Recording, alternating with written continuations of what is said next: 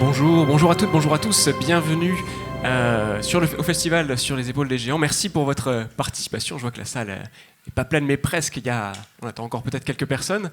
Un festival qui est cette année dédié à la lumière, et quand on parle de lumière dans l'histoire des sciences et des techniques, il y a un nom qui peut revenir, il y en a plusieurs qui peuvent venir facilement, celui qui va nous intéresser est celui de Thomas Edison. Pourquoi ? Parce que souvent, il est célèbre pour avoir soi-disant mis au point l'ampoule électrique. Alors, c'est pas tout à fait ça l'histoire. Il a amélioré, il a fait, Edison, un processus pour l'industrialisation et la popularisation de l'éclairage public. Mais donc, dans la mythologie, on va dire, des sciences et des techniques, Edison est un personnage important. Mais dans quel contexte est-ce qu'il est arrivé avec ses plus de 1000 inventions brevetées? Quelle a été sa vie, quel a été son impact sur l'histoire des sciences et des techniques aux États-Unis et ailleurs dans le monde occidental? Et bien, pour répondre à ces questions, nous allons accueillir tout de suite, nous avons le plaisir d'accueillir deux personnes. Denis Gutleben, attaché scientifique au comité pour l'histoire du CNRS, et Hélène Arter, professeure des universités en histoire contemporaine à l'université Paris 1 Panthéon-Sorbonne et présidente du comité pour l'histoire du CNRS. Je vous demande de les applaudir bien fort.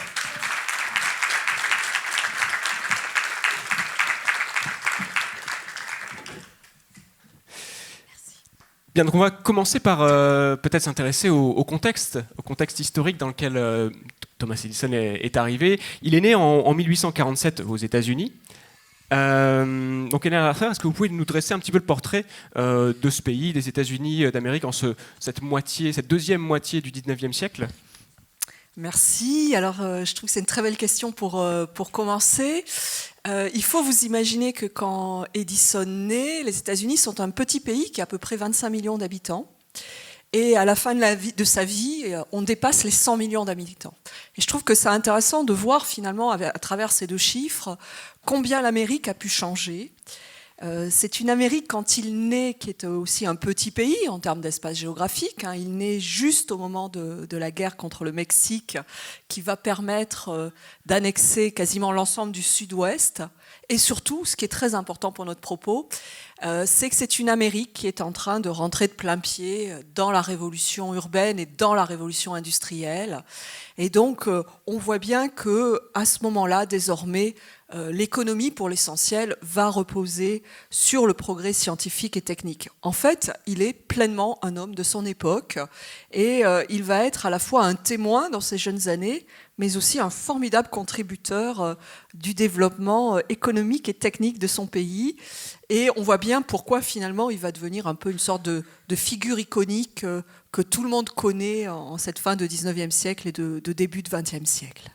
D'accord. Il y en a d'autres, des figures historiques comme ça de son époque. Il est peut-être pas tout seul dans l'histoire des sciences et des techniques, ou c'est le nom qui revient le plus facilement ? Oui, c'est le nom qui revient le plus facilement parce que on aura l'occasion d'y revenir tout au long de la conversation. Il est un formidable inventeur. Il est au tout début des brevets et il est un des premiers à comprendre qu'il faut protéger son invention. Et il va déposer des milliers de brevets. Et puis c'est un homme aussi qui a un énorme sens de la médiatisation.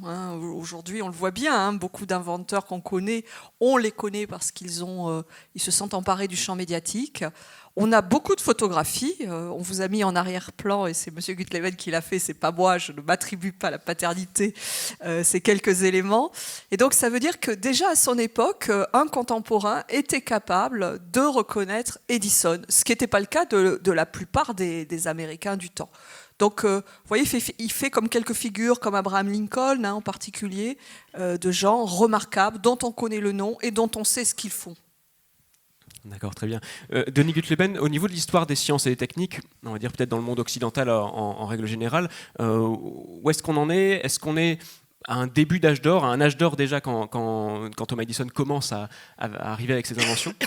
Alors, on peut distinguer justement les sciences et les techniques. Edison est plutôt du côté des techniques. Malgré tout, c'est une période une autre révolution scientifique. Parce que pendant sa vie, les premières années pendant lesquelles il travaille, enfin, on est au moment où Pasteur lance la microbiologie, où la théorie de l'évolution de Darwin est énoncée, où Maxwell révèle les secrets de l'électromagnétisme. Donc, du point de vue scientifique, et puis ça se prolonge après jusqu'à la fin du 19e siècle, avec la découverte de la radioactivité par Becquerel, les travaux des époux Curie.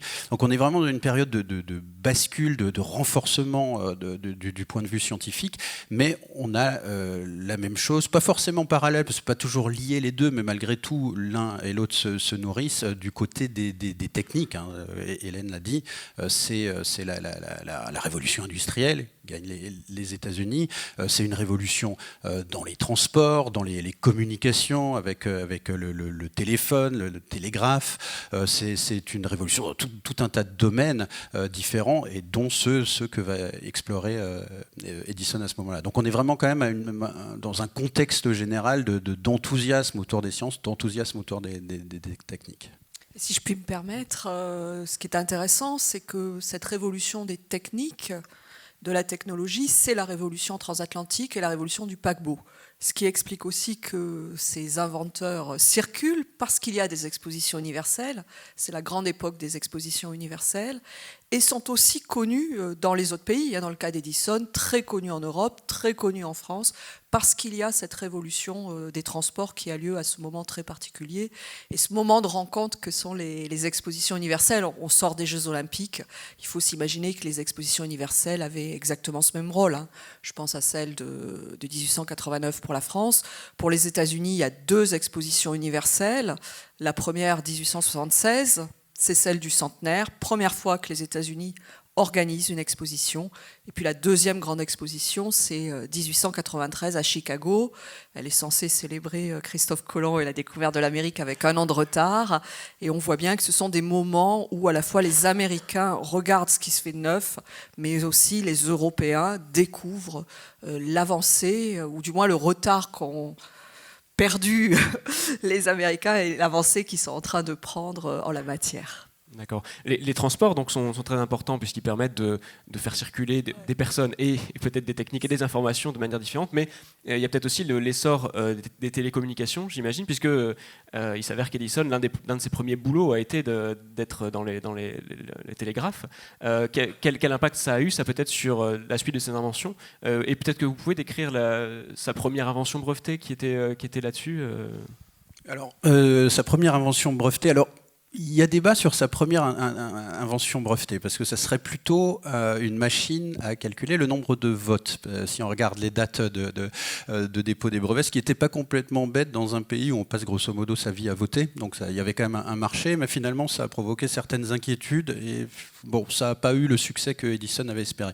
Ce qu'il a mis au point, après en effet avoir travaillé, avoir été formé à la suite d'une curiosité, d'un incident de la vie, à l'utilisation du télégraphe, c'est un télégraphe, on va dire rapidement, un duplex qui permet d'envoyer plusieurs messages en simultané sans multiplier le nombre d'opérateurs, ce qui faisait faire des économies à la compagnie qui l'embauchait, Western Union, et ce qui a fait gagner à Edison, qui justement avait eu l'intelligence de déposer un brevet sur ce point, lui a fait gagner beaucoup d'argent assez rapidement, et donc cet argent lui a permis aussi de financer ses propres travaux et de poursuivre, créer une sorte de cercle vertueux de ses recherches pour de nouvelles inventions et de nouveaux brevets et encore de l'argent. D'accord. Il y a aussi avant son premier brevet, une petite histoire, une petite anecdote, je ne sais pas si elle est vraie ou pas, comme quoi il bossait justement il devait envoyer ses télégrammes, et son patron, si j'ai bien compris, voulait vérifier qu'il ne roupillait pas en plein service, et donc il aurait inventé quelque chose pour envoyer des messages de manière automatique. C'est vrai cette histoire-là? C'est lié à ce télégraphe duplex, justement, c'est-à-dire que ça pouvait retransmettre des messages déjà envoyés de manière automatique sans avoir à les ressaisir ou sans multiplier le nombre d'opérateurs. Je ne sais pas si c'était parce que Edison ne roupillait pas beaucoup, quoi, vu le boulot qu'il avait. Mais... D'accord, donc il y a du vrai et du faux, quoi, Je crois même qu'il avait reproché à un président américain qu'il avait rencontré, il me semble, c'est passé une anecdote aussi, en disant vous dormez trop, c'est pour ça que vous n'êtes pas très bon, vous dormez trop, en fait. Peut-être aussi pour rebondir, c'est qu'il faut imaginer que c'est une société, la société états-unienne de cette époque-là ne ressemble en rien à la nôtre. Et en fait, dans les années qui suivent la guerre civile, c'est-à-dire, pour faire simple, entre 1865 et à peu près 1896, un président des États-Unis n'a quasiment aucun pouvoir. En fait, le pouvoir, il est au Congrès. Et surtout, le dynamisme de la société, ce sont les hommes d'affaires qui travaillent évidemment avec des inventeurs. Hein. C'est un couple sur lequel on va revenir. Et donc finalement, l'inventivité, la respectabilité, les profils qui font rêver, ils sont du côté du monde des affaires. Les Rockefeller, hein, par exemple, les Pullman, du côté des inventeurs, Edison, et très peu du côté des hommes politiques qui paraissent pas beaucoup travailler, être corrompus. Et on est aussi, on l'a rappelé, à une époque où on essaye de clarifier la vie politique et pour la première fois, on vote à bulletin secret. Vous voyez, on passe du vote à main levée au vote à bulletin secret, donc on a besoin de machines, et donc on retrouve Edison. Donc ça explique aussi pourquoi la petite saillie d'Edison, c'est pas que nos hommes politiques sont particulièrement paresseux à cette époque-là, c'est que l'organisation de la vie américaine leur laisse peu de marge, et finalement c'est l'homme d'affaires, c'est l'inventeur qu'on va glorifier, et pas du tout le politicien. D'accord. Mais justement, Edison se présente, et comme d'autres certainement à son époque, comme un autodidacte. Oui. Il a tout appris tout seul. Est-ce qu'il y a un manque de volonté politique de former des gens comme ça? Est-ce qu'il laisse de la place à des autodidactes comme lui? Ou est-ce qu'il n'y a juste pas assez de puissance politique à cette époque-là? Alors, c'est une question intéressante parce qu'en fait, on est à un point de bascule où on passe des autodidactes aux gens formés. La République américaine, elle est fondée en 1776, elle comprend très vite l'importance de l'école et de l'éducation et elle met l'accent sur l'école primaire quasiment gratuite et obligatoire avec l'idée que le jeune qu'on va former est un citoyen et qu'il faut que le citoyen soit éclairé pour qu'il puisse voter. Et en fait, à la période d'Edison, il y a une montée en puissance.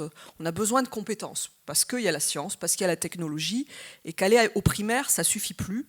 Et en fait, au tournant du 19e, début 20e, on se met à créer beaucoup de lycées publics pour que les jeunes puissent ensuite prétendre à des emplois et se lancer dans la science.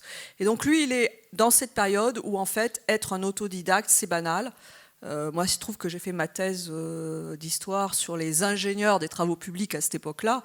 Et donc, en fait, je vois bien que c'est une génération qui se forme sur le tas, qui va aller s'embaucher dans une entreprise ou auprès d'un ingénieur déjà établi, regarde ce qui se passe, et puis ensuite transmet son savoir à la génération suivante. Et puis là, au moment où Edison est adulte, il a 20-30 ans à peu près, on commence à voir des universités qui se mettent à former des gens, des écoles, qui s'inspire de notre école des ponts et chaussées en particulier. Donc on est vraiment sur cette... il est la dernière génération des autodidactes. On parlait de Rockefeller, c'est pareil. Hein, donc on est dans un point de moment où on se rend compte que faut passer par le MIT, hein, il est créé en 1861, par les universités, et que en fait Edison c'est une génération qui est la dernière dans cette configuration. Ce qui n'empêche pas quelques types et dames extrêmement brillantes de n'avoir pas de formation et d'être des inventeurs, mais ils deviennent rarissimes en fait. C'est vrai dans le domaine scientifique aussi, puisque c'est à ce moment-là où, en France, mais aux États-Unis aussi, le nombre d'étudiants formés, pas forcément à la discipline d'ingénierie, mais vraiment de recherche scientifique, se multiplie vraiment. C'est un premier mouvement, pas encore de massification comme on le connaîtra dans les années 60, mais vraiment de développement, d'accueil des étudiants pour explorer des domaines scientifiques. Il y avait... c'est un mouvement qui se prolonge jusqu'à nos jours, mais il n'y avait que quelques dizaines de thèses, par exemple, qui étaient soutenues en France au milieu du 19e siècle. C'est passé à quelques centaines à la fin du 19e siècle. Bon, aujourd'hui, on est à plus de 10 000 par an. Donc voilà, on a quand même une progression, mais ça commence à se jouer à ce moment-là, en effet aussi. D'accord. Il y a peut-être aussi un moment où, vu l'avancée des sciences et des techniques, justement, ça devient compliqué d'être autodidacte. On a besoin de formation. Ça se situerait vers cette époque-là, à peu près, vers l'époque d'Edison ? Oui, à peu près. Hein. Si vous prenez le cas de l'université d'Harvard, qu'on connaît tous bien, hein, c'est une université au départ qui n'est pas une université, mais qui est fondée au XVIIe siècle pour former les futurs cadres des églises protestantes.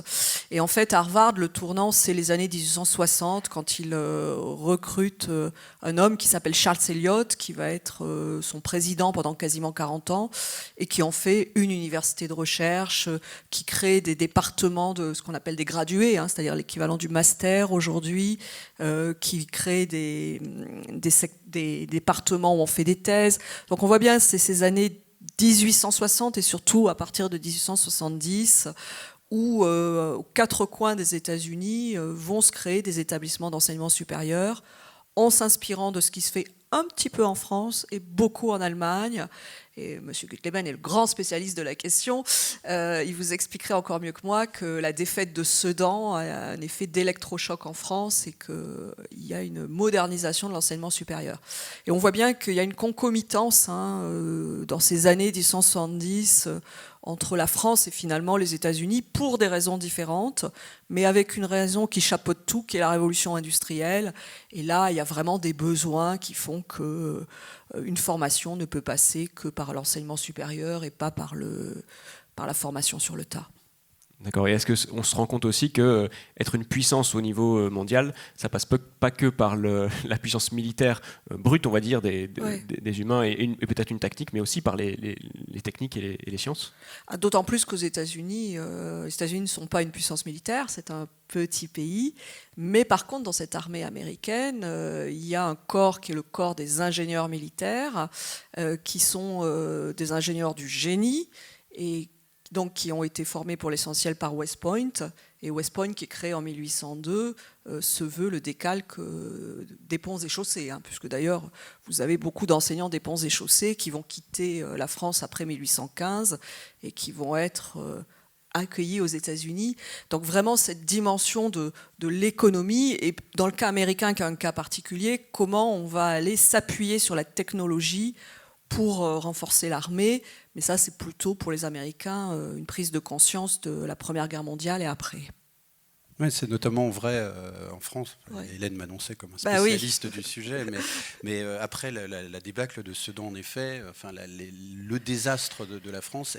Vous pouvez rappeler peut-être ce que c'est, peut-être que tout le monde ne connaît pas. Alors c'est à l'issue de, tout simplement, c'est le moment où s'écroule le Second Empire, c'est au moment où la France et la Prusse de Guillaume Ier et de Bismarck sont en guerre, et on s'est fait littéralement plier sur les champs de bataille, là il n'y a pas photo, et dès le lendemain du conflit, un certain nombre de scientifiques, Louis Pasteur et beaucoup d'autres, commencent à se mobiliser en disant en fait l'explication principale de ce désastre, c'est avant tout qu'on a pris beaucoup de retard et qu'on n'a pas été assez fort du point de vue de la science et de son organisation dans notre pays. Pasteur disait les malheurs de la patrie proviennent de la faiblesse de notre organisation scientifique.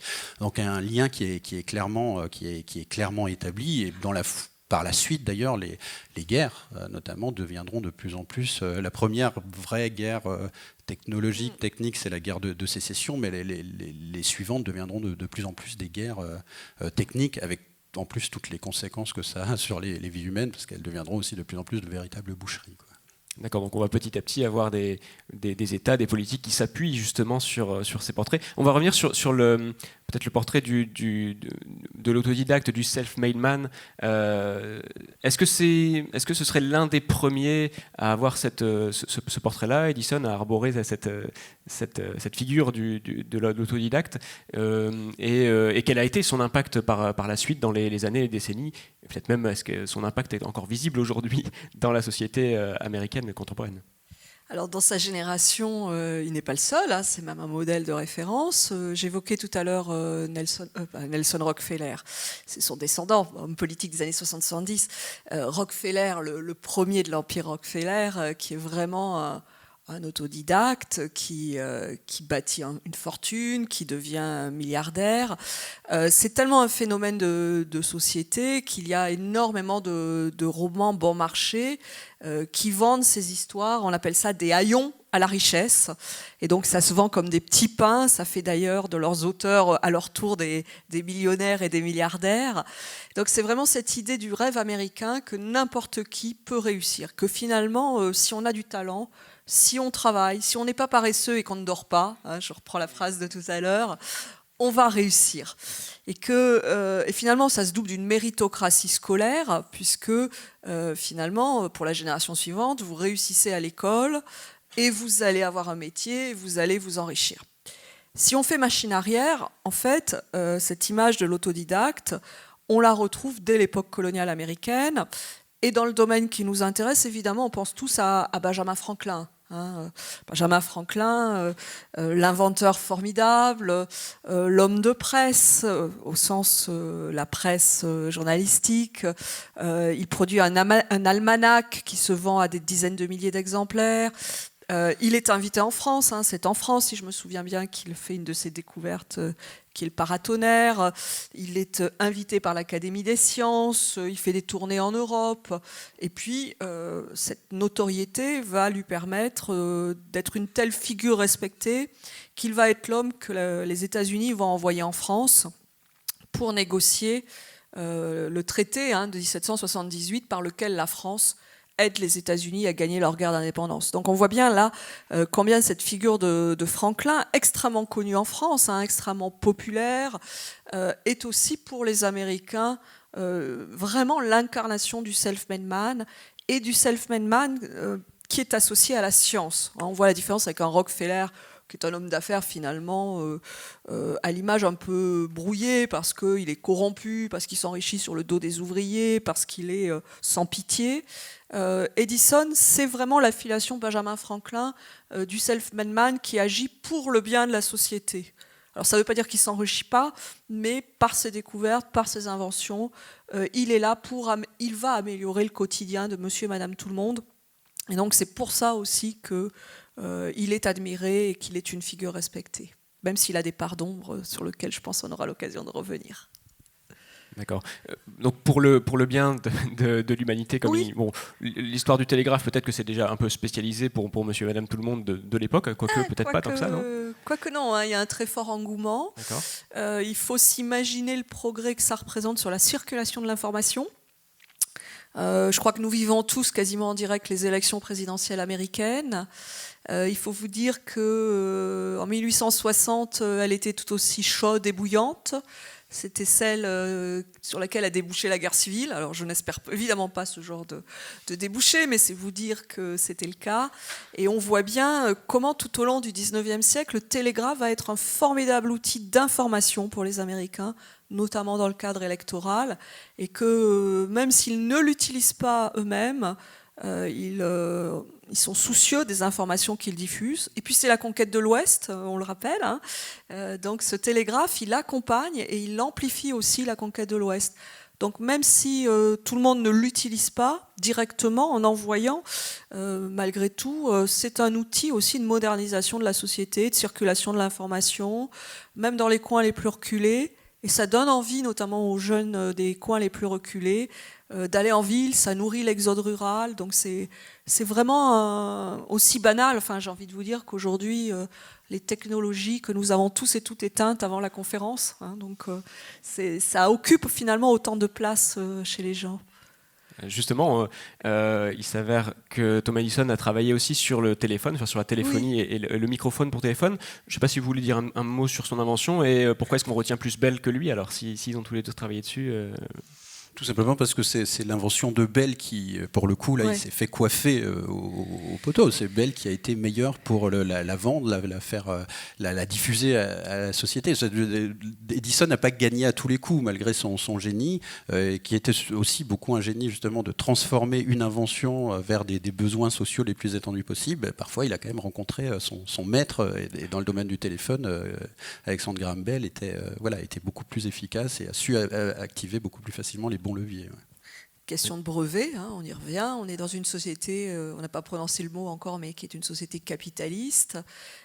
Donc le brevet est un élément qui s'impose à ce moment-là, avec des inventeurs qui sont en compétition dans une économie du libre marché de l'offre et de la demande. Et on l'a dit, c'est quand même une dimension très différente entre les États-Unis et la France. C'est qu'on n'invente pas pour la beauté de l'invention et de la recherche pure, même s'il y a des chercheurs qui sont en sciences pures et qui sont très importants pour faire avancer les savoirs. Mais en cette fin du 19e siècle, ce qu'on attend de l'invention, c'est qu'elle soit transposable en un objet commercialisable. Donc un objet qui rapporte. Et Edison, il est le premier à le comprendre et à créer un laboratoire d'entreprise qui va être un espace où on invente.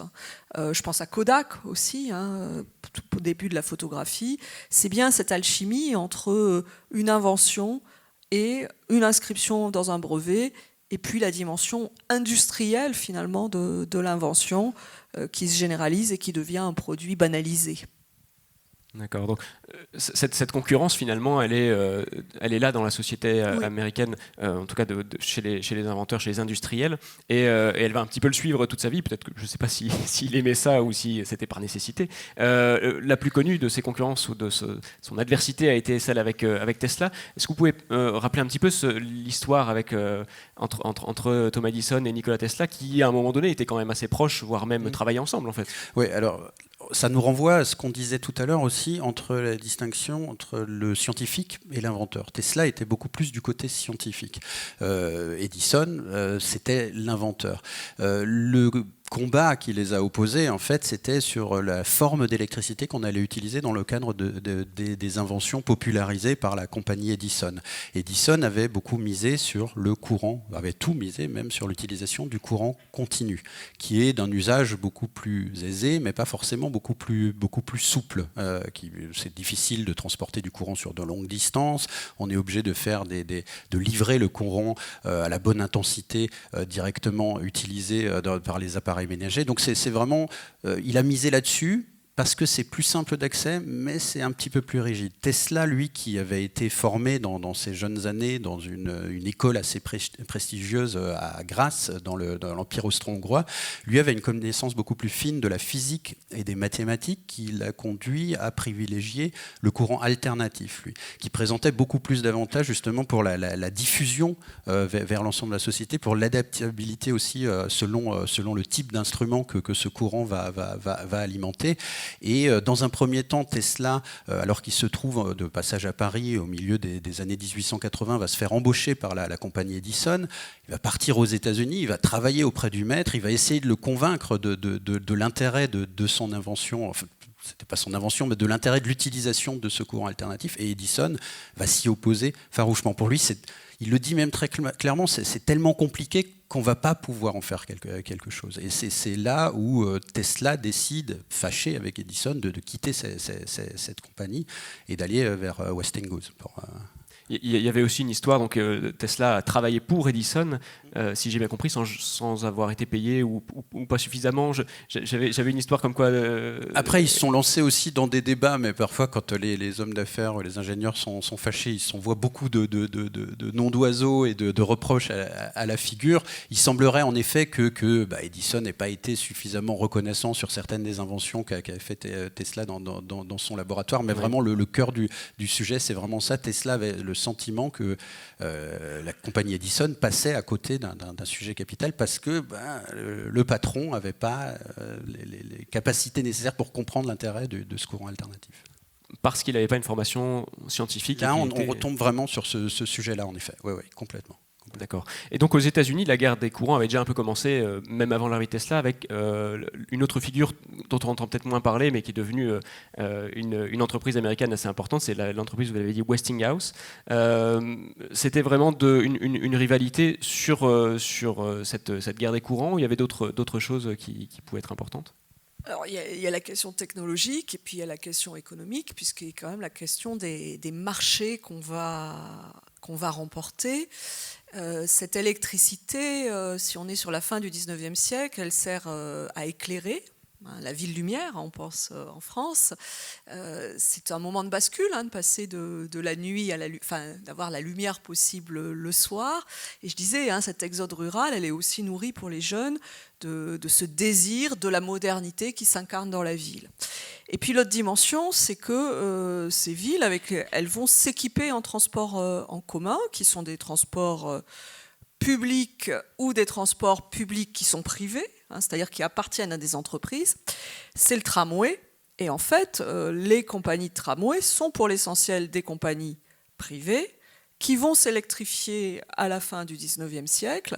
Et donc, on voit bien les enjeux qu'il y a finalement autour de ces questions d'électricité, parce qu'il y a un véritable marché, parce qu'il y a un véritable engouement, parce que ces compagnies de tram sont aussi souvent des promoteurs immobiliers. Vous voyez le principe, ils achètent des terrains, il y a la promesse que le tram arrive, le prix du terrain monte, et puis en plus, ils desservent, ils ont des clients.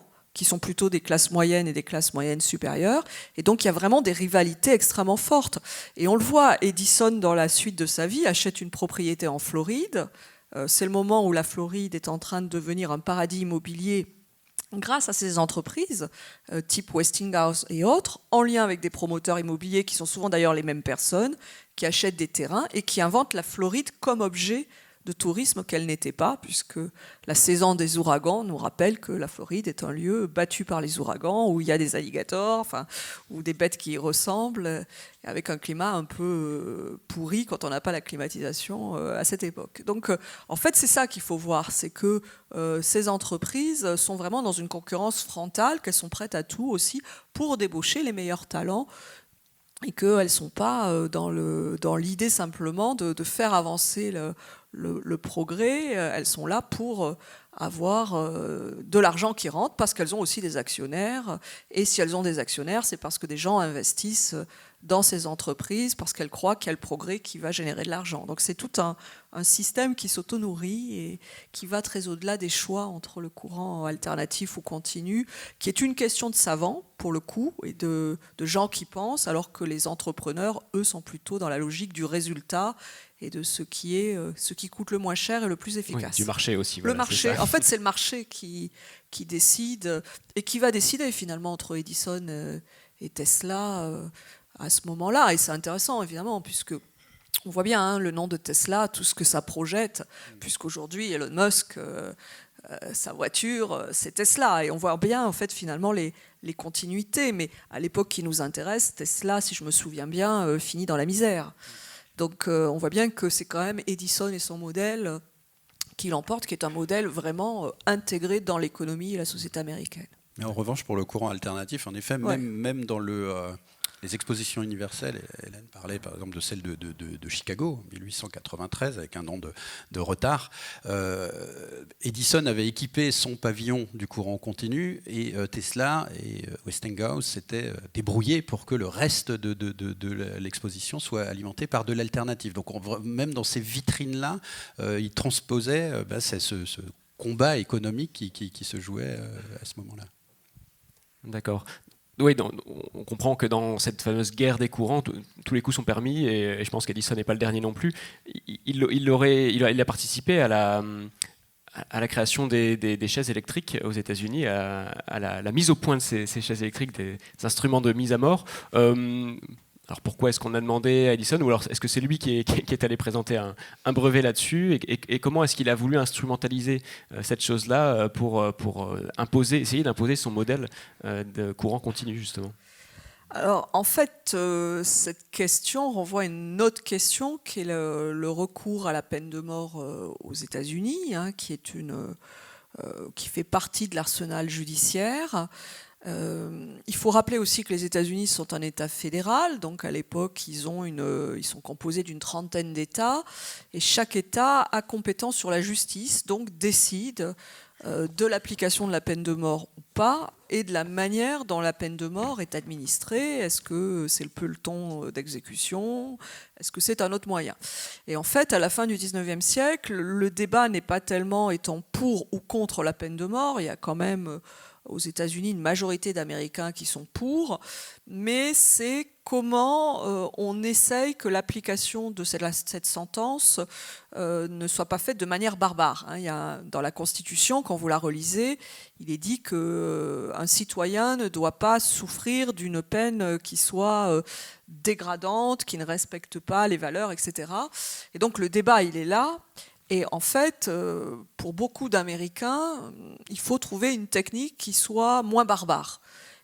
Jusqu'à présent, c'était la pendaison principalement? Alors, ou il y avait pendaison, le peloton d'exécution, et puis très souvent le lynchage, puisque notamment dans le Sud, c'est une justice de la communauté, ce qu'on appelle le vigilantisme, qui fait que la rumeur court que vous avez par exemple tué quelqu'un, et quelques hommes du village se saisissent de vous, vous pendent à l'arbre. n'attendent pas le verdict. Et évidemment, si vous êtes noir, vous maximisez les chances d'être victime d'un lynchage. Donc, on est dans une société de la violence, d'une culture de la violence, et donc le débat n'est pas pour ou contre la peine de mort. Il y a des défenseurs de l'abolition, mais ils sont somme toute minoritaires.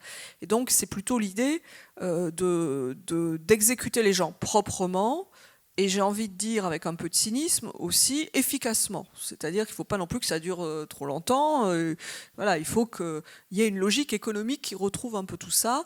Et donc, en fait, il va y avoir plusieurs acteurs qui vont proposer des manières d'améliorer la manière de mourir. Et dans la logique de l'époque, on va mettre les technologies au service de cela. Et il y a un parallèle intéressant, évidemment, avec le docteur Guillotin. On est dans les mêmes débats. Qui invente la guillotine initialement pour que la mort soit moins violente que l'écartèlement, par exemple. Alors, évidemment, il faut se rappeler, dans les sociétés d'Ancien Régime, quand vous étiez écartelé avec le cheval qui vous tirait des quatre côtés, ça pouvait être douloureux, j'imagine. Et ça pouvait durer longtemps si en plus le bourreau était maladroit. Donc, c'est vraiment cette philosophie fin du 19e siècle de penser que la technique va améliorer les choses, qu'il y a une notion de progrès, et on fait confiance à la technique, même sur ces dimensions, pour améliorer les choses. Ce qui peut nous paraître, dans notre société de 2024, complètement décalé, mais les débats de l'époque, c'était vraiment ça, de dire on va faire mieux, et on va être plus civilisé dans la manière d'administrer les sentences quand il y a peine de mort. Ouais, on retrouve le cas dans d'autres inventions, puis on peut faire des parallèles au même moment, même période, par exemple le cas de la dynamite. La dynamite, on voit aussi le double emploi qu'elle a pu avoir par Alfred Nobel, en plus, qui a créé dans la foulée son prix Nobel grâce à l'argent qu'il a pu collecter avec le brevet autour de la dynamite. Et une personnalité l'a bien résumé d'ailleurs dans son discours au moment de la remise du prix Nobel, c'est Pierre Curie, donc, qui partage le prix Nobel avec sa femme Marie Curie, c'est en 1901, non, 1903. Bon, vous retrouverez la date. Faites Google, rallumez vos téléphones, refaites Google. Il partage ce prix avec sa femme et avec Becquerel pour la découverte de la radioactivité. Et Curie, dans son discours, explique bien que il est de ceux qui, avec Alfred Nobel, pensent que dans tous les cas, le progrès sera toujours plus positif que négatif. C'est-à-dire que dans le cadre de la dynamite, et il l'exprime clairement dans son discours, certes, c'est une invention de mort qui peut causer de nombreuses destructions, mais c'est aussi une invention qui a permis de lancer de très grands travaux et d'aménager de nouvelles voies de communication, de nouveaux bâtiments, etc. Et donc, il voit toujours quand même ce côté très positif du progrès technique, même quand il y a cette double facette de l'invention. Il y en a une enfin, j'allais dire j'aime bien, mais pas forcément aussi. C'est un peu plus tôt, c'est les graineuses à coton aux États-Unis d'Eli Whitney. Il l'invente parce que égrainer le coton pour utiliser la fibre, c'est extrêmement long, c'est extrêmement fastidieux. Il invente cette égraineuse à coton qui permet de faciliter ce travail-là, de le rendre beaucoup plus rentable. Sauf que la conséquence de ce progrès, c'est que les États du sud des États-Unis vont investir massivement dans le coton, vont faire venir des esclaves, et donc cette avancée va avoir des conséquences sociales absolument énormes pendant des années jusqu'à la guerre civile. D'accord. Pour revenir du coup à cette chaise électrique, pour bien comprendre, donc non, mais la digression était très intéressante, il n'y a pas de problème. Mais bon, je suis très intéressé par la chaise électrique et je pense que le public également. Parce que j'espère que nos chaises sont pas branchées, ça va. On verra bien avec la technique plus tard. Oui, donc Edison essayait de promouvoir l'électricité et comment dire, son courant continu. Comment est-ce qu'il va essayer d'instrumentaliser cet instrument de mort pour justement essayer de gagner cette guerre?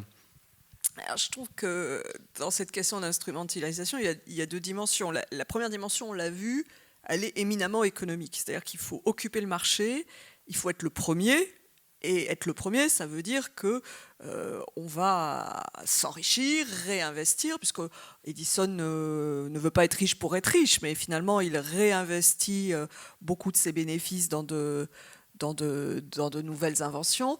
Donc c'est une dimension qui est particulièrement importante. Et puis, il y a les dimensions plus humaines du personnage et du caractère qui est quand même un peu têtu. Hein. Alors vous allez me dire, on n'invente pas et on n'avance pas si on n'a pas un peu de conviction, de persévérance et autres. Et on le voit bien, même dans la querelle avec Tesla, que le personnage est quand même d'un caractère qu'on qualifierait de peu facile. Et donc, il y a quand même cette certitude très forte en lui d'avoir raison. Hein, le doute, il est là, mais c'est pas ça qui guide sa vie. Et il avance. Et il est vraiment dans ce qu'on appelle le go-ahead aux États-Unis, hein, c'est-à-dire aller toujours de l'avant. Et puis, même si on a un échec, eh ben, on continue, on réitère, et à la fin, ça va marcher. Donc, c'est vraiment une personnalité qui est vraiment en symbiose avec son époque. Et je pense que c'est ça aussi, c'est au-delà de ses réussites personnelles et de sa réussite entrepreneuriale, qui fait que finalement, ça marche. On l'écoute. Il a une tribune, hein, vous parliez d'instrumentalisation, c'est le débat avec Westinghouse, dont on a parlé à plusieurs reprises. Et c'est finalement une figure médiatique, parce qu'il a quelque chose, et c'est un formidable matériau, même pour les journalistes, parce qu'il y a une histoire à raconter, finalement, et il offre toujours de la nouveauté. Et finalement, cette presse, elle a aussi besoin de cette nouveauté, et le public aussi. Et puis justement, il va vouloir faire équiper ces chaises électriques de courant non pas continu comme il le promeut, mais alternatif, pour montrer que ce courant alternatif est dangereux. Et ce serait une occasion pour lui, d'ailleurs, il va même essayer, si j'ai bien compris, d'inventer le terme se faire, pas électrocuter, mais Westinghouser. Quand même, ça va jusque-là, qui n'a pas été accepté. Mais sinon, on parlerait encore aujourd'hui de mise à mort par Westinghousation. Voilà, ça va très loin, cette guerre. Et finalement, comment est-ce qu'elle se termine, du coup, cette guerre du courant ? Alors, vas-y. Par une victoire de l'alternative, ça on l'avait tous remarqué, mais pas par la défaite totale du continu, qu'on continue à utiliser, même dans notre quotidien. Les fameux téléphones portables utilisent des batteries alimentées par du courant continu. C'est le cas de beaucoup les véhicules électriques. Tesla, par exemple, ça fonctionne avec, c'est un petit peu la revanche de l'histoire malgré tout. Et beaucoup, vos ordinateurs portables, donc du coup, il y a une double victoire, mais c'est clair qu'en termes de réseau, de fourniture sur le réseau, de dispersion de cette électricité dans la société, c'est Tesla qui a gagné. Mais c'est vrai que peut-être lui avait cette mentalité, il avait été formé en Europe, peut-être cette mentalité, il a fini en victime un petit peu, tandis que Edison représentait justement ce bulldozer américain. Donc il y a peut-être cette dimension, peut-être aussi un peu de formation et de gènes des deux côtés de l'Atlantique qui ont pu jouer aussi dans cette confrontation et dans la fin de l'un et de l'autre.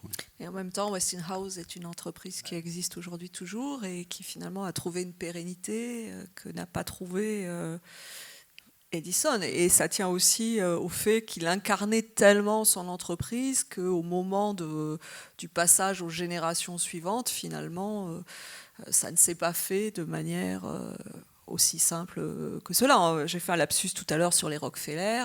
Le papa Rockefeller est un charlatan qui vend des poudres de perlimpinpin dans l'Ouest qui vous promettent la guérison. Le fils fait fortune, et puis dans les générations suivantes, l'héritage familial, faute d'une figure aussi charismatique, va progressivement se délier. Ceci dit, moi, si j'appartenais encore à la famille Rockefeller en 2024, j'en serais heureuse pour mes finances. Mais vous voyez, il y a plus ce rôle, et certains font de la politique à l'instar de Nelson Rockefeller, qui d'ailleurs n'arrive pas à être élu président malgré son nom. Donc on voit bien que la différence quand même, c'est l'incarnation d'un homme tellement puissante que l'héritage industriel n'arrive pas à se faire sur plusieurs générations, alors que Westinghouse, qui est une société à action finalement, va avoir une pérennité dans le temps jusqu'à aujourd'hui, si elle n'a pas été rachetée entre-temps, mais je ne crois pas. D'accord. Et ce qui va être aussi dans la pérennité, c'est par contre du côté d'Edison, c'est peut-être le portrait qu'on a dressé déjà de cet autodidacte, ce self-made man, même si Elon Musk n'a pas appelé sa compagnie de voiture Edison, il a choisi Tesla. Peut-être que indirectement, il se réclamerait d'un héritage d'Edison plutôt que de Tesla. Comment est-ce que cette figure va rester au cours des décennies et siècles qui suivent, du coup ? Alors c'est l'ambiguïté. Moi, j'ai l'impression qu'aux États-Unis, dans la culture populaire, dans les séries, dans les films, Tesla, c'est toujours la figure du savant maudit. de l'inventeur génial. Et je pense que c'est cette dimension qui plaît à Elon Musk, qui est une personnalité atypique. C'est quand même, quoi qu'on pense d'Elon Musk, je crois qu'en termes personnels, il se reconnaît plus dans la figure de Tesla que d'Edison, sauf qu'une fois que j'ai dit ça, sur le modèle économique, il est pleinement l'héritier d'Edison. Parce qu'il a compris qu'avoir une idée géniale, c'est bien, mais que cette idée géniale, elle doit se traduire dans un modèle économique. Et Musk, c'est nous vendre le rêve de Mars, mais c'est en même temps déplacer son entreprise de Californie, je crois, au Texas, je crois, parce qu'il y a une fiscalité beaucoup plus accueillante dans l'état d'accueil ou moins punitif, selon ses mots, qu'en Californie. Et donc, il est en fait étonnamment l'héritier des deux figures qu'il essaie d'allier, ce côté inventeur un peu génial, qui imagine des choses que personne n'imagine, et puis l'homme d'affaires extrêmement... vraiment la figure de l'homme d'affaires américain, même si lui ne l'est pas. On voit bien sur la manière de promouvoir la Tesla en Europe, notamment. Moi, je le suis un peu comme tout le monde sur Twitter, parce qu'on est un peu obligé, puisque voilà, sur X, c'est quand même le patron, donc ses tweets apparaissent tous les jours. Mais on voit bien qu'il y a vraiment une volonté très, très économique d'être là, présent. Donc en fait, je trouve que c'est un mix entre les deux, mais que dans les deux cas, ces deux figures, pour un Américain de 2024, même quelqu'un qui a peu fait d'études, c'est des noms qui parlent et qui sont évocateurs, même si on ne sait pas trop de quoi leur vie a été faite. Voilà, ça évoque. Parler à un Américain d'aujourd'hui, d'Ulysse Grant, qui a été quand même président des États-Unis et vainqueur de la guerre civile, parler de McKinley... Je pourrais vous en faire une très longue liste des comme ça. Mais c'est vrai que Edison, tout le monde dit oui. Et la preuve, la salle aujourd'hui, il est samedi matin, il est 11h, elle n'est pas vide. Donc ça veut dire qu'on vous aurait proposé une superbe communication sur le président Ulysse Grant. Je ne suis pas sûre que... Voilà. Je suis sûr que la plupart seraient venus notre quand même. public est très éclairé. Donc, mais voyez ce que je veux dire, c'est qu'il y a une puissance d'évocation... et c'est comme Benjamin Franklin, on ne sait pas forcément ce qu'il a fait, mais on sait qu'il a existé, qu'il a été une figure incontournable d'un moment très particulier. Alors, en écoutant Hélène, ça m'a fait penser... on pense à ces gens qui, autour de soi, quand on pense à Elon Musk, on dit souvent ils ont le cœur à gauche et le portefeuille à droite. Finalement, Elon Musk, c'est un peu ça. Il a le cœur vers Tesla, mais le portefeuille vers Edison. Quoi. Il est pratique commerciale agressive d'Edison. Donc c'est vrai que c'est une belle synthèse. Et c'est peut-être plus difficile de se réclamer directement héritier d'Edison, parce que l'image est un peu en demi-teinte. Enfin, même si on le qualifie souvent d'inventeur génial sur plein de plans, il y a quand même ces travaux, je ne sais pas si c'est sur la chaise électrique ou sur d'autres, qui donnent une part d'ombre à l'homme. Oui, et puis, contrairement à Elon Musk, moi je me suis replongée dans la vie d'Edison pour cette table ronde. Je ne trouve pas qu'il ait une vie si flamboyante. En fait, il y a des personnages de la fin du 19e siècle. On parlait de Rockefeller, on aurait pu parler de Carnegie, on aurait pu parler de Theodore Roosevelt. C'est des personnalités flamboyantes qui ont une vie où il y a du panache, il y a de l'action, il y a de l'émotion. Edison, c'est pas exactement ça. C'est-à-dire qu'il découvre, il dépose des brevets, il y a plusieurs milliers de brevets, mais sa vie, elle fait pas rêver. Même sa vie personnelle, il n'a pas 10 femmes qui succèdent, des maîtresses célèbres. Non, c'est pas ça. C'est vraiment... alors peut-être il a des maîtresses, mais elles sont pas célèbres, tu vois. Mais vous voyez, cette dimension d'une vie privée qui intéresserait aussi les médias, parce que à cette fin du 19e siècle, c'est un sujet aussi d'intérêt pour les médias. Elle n'y est pas, cette dimension. Et je pense que ça contribue aussi, puis vous regardez les photos, il a un air un peu austère. Alors je sais bien qu'à l'époque, ce sont des photos, on pose, on est sur des postures qui sont extrêmement codifiées, mais c'est quand même pas le personnage le plus romanesque, hein, si on devait employer un terme du 19e siècle. Dans le storytelling américain, c'est pas le meilleur client, quoi. Non, sur cette dimension, non, parce qu'en fait, c'est l'invention qui est le storytelling. En fait, c'est ça qui intéresse, c'est pas sa vie. Les grands milliardaires de la fin du 19e siècle, ils ont une vie très bling-bling. On parle d'ailleurs de barons voleurs, des barons, parce qu'ils essayent d'imiter la vie des aristocrates européennes. Parfois même, leurs filles épousent des aristocrates. Hein. Pensez à Churchill. Churchill, c'est le fils d'un noble et d'une riche héritière new-yorkaise. Ils ont des formidables propriétés, ils organisent de gigantesques fêtes, ils achètent des tableaux en France. Edison, c'est pas ça, hein, c'est pas ces barons voleurs qui dominent en fait la période. Il est quand même un peu atypique en la matière. Vous avez compris que le choix d'Edison a été un choix par dépit, c'est parce que le thème au Havre était la lumière, et que contrairement aux gens que tu viens de citer, finalement, lui avait quand même une action, oui. Notamment pour perfectionner et industrialiser, notamment l'ampoule, ampoule lumière. Mais pour rebondir sur la première question, en fait, les hommes d'affaires qui dominent le marché à cette époque-là, ils sont dans la banque. Ils sont dans les chemins de fer, j'ai évoqué Pullman, ils sont dans les aciéries. Si on regarde un des premiers labos d'Edison, il est dans le New Jersey, et le New Jersey à l'époque est spécialisé dans une mono-industrie de la machine électrique, et notamment les caisses enregistreuses. Pour ceux qui ont mon âge et la génération avant, on a tous le souvenir des caisses enregistreuses. Et donc Paterson, dans le New Jersey, c'est la capitale mondiale de la caisse enregistreuse à ce moment-là. Et donc, on voit bien, hein, ce capitalisme industriel, il est autour de certains produits qui dominent le marché. Et ces produits, ils ont besoin, à un moment donné, pour beaucoup, de l'électricité. Et ils vont prendre une nouvelle dimension parce qu'il y a l'électricité. Et se rappeler quand même que l'électricité qui domine l'économie américaine, c'est plutôt l'entre-deux-guerres. On pense aux grands équipements, les grands barrages dans le Tennessee, Colorado. C'est vraiment ce moment où, quand vous regardez la structuration de l'économie américaine, c'est l'électricité qui est le secteur structurant et dominant, et les vieilles industries sont déjà en train de souffrir un petit peu.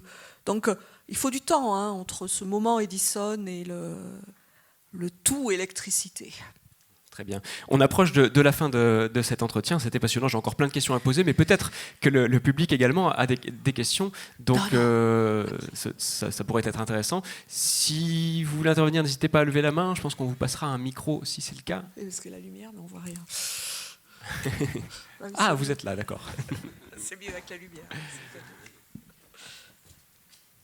Pas de questions pour l'instant. Oui.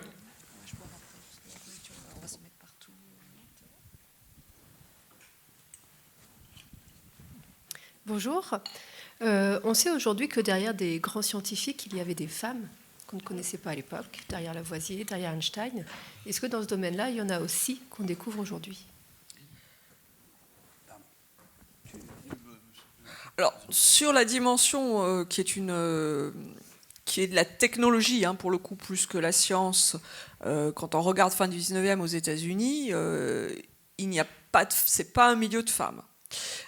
Si je reprends ma thèse, je ne sais plus combien j'avais d'ingénieurs, c'est un peu loin, c'était dans le millénaire passé.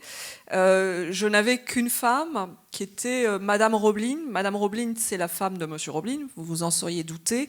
Et Monsieur Roblin, c'est l'homme qui a conçu le pont de Brooklyn. Et en fait, si elle apparaît, c'est que son mari a des problèmes locomoteurs et qu'elle est obligée d'aller sur le chantier pour faire la liaison. Donc c'est un monde sans femmes, et on est dans un moment où en fait les femmes vont rentrer dans le milieu du travail, mais plutôt dans des fonctions d'assistantes, de secrétaires, hein, ce qu'on appelle aux États-Unis les mademoiselles Remington, du nom de la machine à écrire.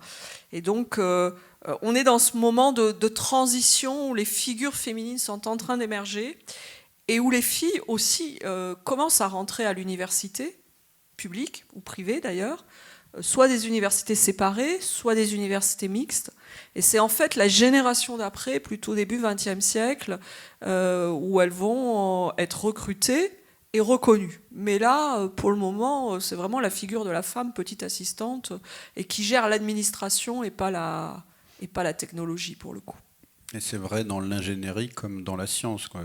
C'était tout à l'heure le nom de Marie Curie, mais c'est l'arbre qui cache la forêt de ce côté-là aussi, hein, parce qu'au-delà de ses immenses qualités de savant, hein, enfin pas toutes les répétées, mais là c'est quand même encore la seule scientifique qui à ce jour a 2 prix Nobel dans 2 disciplines différentes, qui a été la première professeure en Sorbonne, qui a été, enfin voilà, malgré tout c'est la seule aussi à ce moment-là. Il y a très très peu de femmes, non pas parce qu'elles n'ont pas les compétences, encore une fois, mais déjà parce qu'elles n'ont pas pu accéder à la formation, très souvent, et puis parce qu'on leur laisse aucune place. Donc c'est vrai dans les 2 côtés de l'Atlantique et dans les 2 domaines des sciences et des techniques.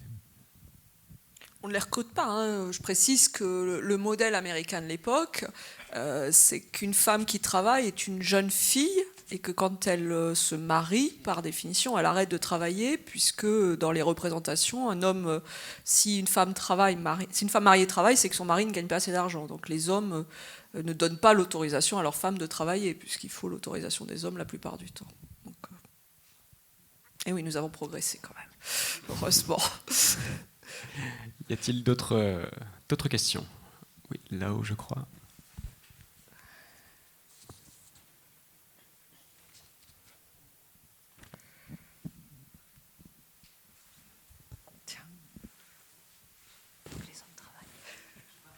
Le micro... Non, je crois qu'il n'est pas allumé. Ou alors il était allumé, il a été éteint. Est-ce que... Oui.